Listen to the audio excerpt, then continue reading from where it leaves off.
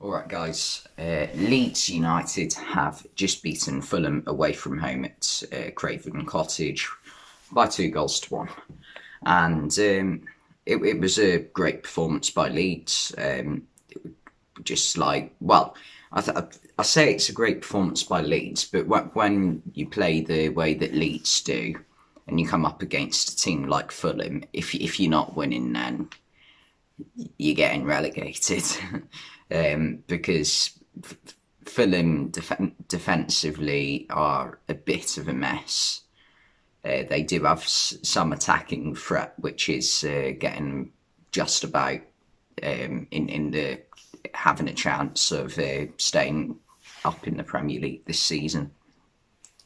And in the first half, Luke Ayling scored a brilliant header. It was a good cross to the back post. He's looped it over Alfonso Areola, and he celebrated it quite wildly by taking off his hair bobble, or whatever you call it, hairband, and pretending to play the guitar. So whatever suits you, I guess.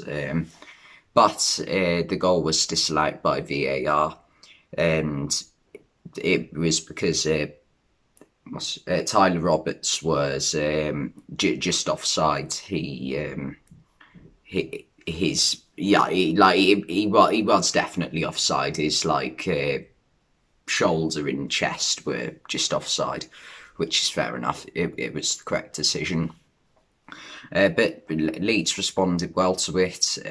They scored through Patrick Bamford. Brilliant piece of play by Jack Harrison down the left-hand side. Brilliant cross, just levered it into the box, and Bamford just managed to divert it home and make it 1-0. And then Fulham, to be fair to them, actually responded quite well to it. I think, first of all, there's a chance through Josh Maja. It was a brilliant save by Ilham Meslier. I always get it wrong. Meslier, that's it. And then they did score through Joachim Anderson. Why do all the commentators say Joachim? Yeah, because that's the most Danish name ever, Joachim. Just say Joachim, or Joachim. You don't say Joachim Low is the ex-Germany manager, do you? Just say Joachim. He scored from a corner. It was a bit of a wrestling match between him and Luke Ayling. They were both sort of fouling each other, so you can't really give a foul for that, can you? And he managed to stick a leg to the ball first, and it went through a load of bodies and into the back of the net. Really sorry if I sound really weird. I've got a blocked nose. Nothing I can do about it. Yeah, so that was it for half. Meslier did also make a very good save from a shot by, I believe, it was Zambo Anguissa. It might have been Andre Frank Zambo Anguissa. It's a bit of a tongue twister. But whenever I watch Fulham, I always think that Andre Frank Zambo Anguissa, he's like a poor man's Ronaldinho, isn't he? Just he's a very good dribbler. He's even got the ponytail for it as well. Dreadlock ponytail, you know what I mean? It's quite. He is slightly similar, I guess. He doesn't quite have the magic about him that Ronaldinho had, but poor man's Ronaldinho nonetheless. He had a shot, and Meslier did very well to get down and save it. And then in the second half, Fulham started off well. They attacked well, and but Leeds caught them on the counter attack. It was great. Well, Fulham had the possession. Leeds pressed really well. The player who tackled him, I can't remember who it was. Who tackled Mario Lemina, I think it was. Uh, Played it to Patrick Bamford. Bamford exquisitely laid it off to Rafinha, and Rafinha finished it really well.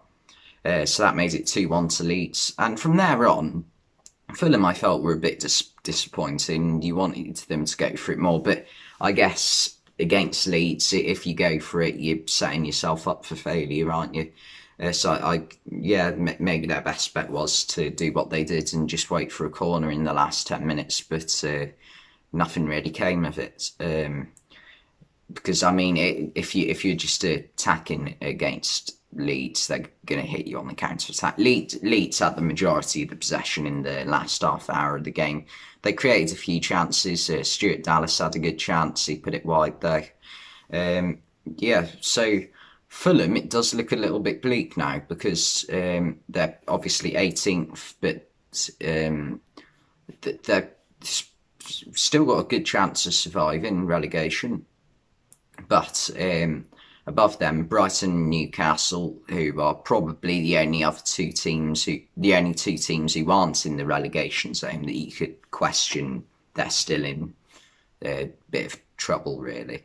But Brighton and Newcastle are now a couple of points ahead of Fulham and have 2 games in hand each.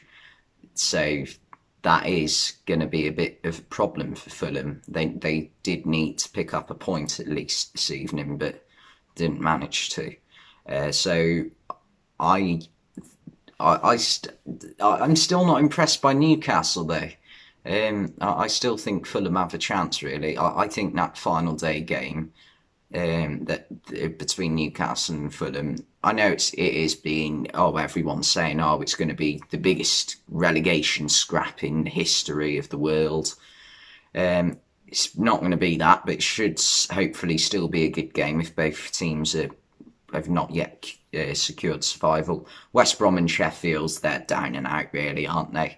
West Brom aren't showing enough to convince me that they've got what it takes to survive in Sheffield. We've known, especially now they've sacked Chris Wilder.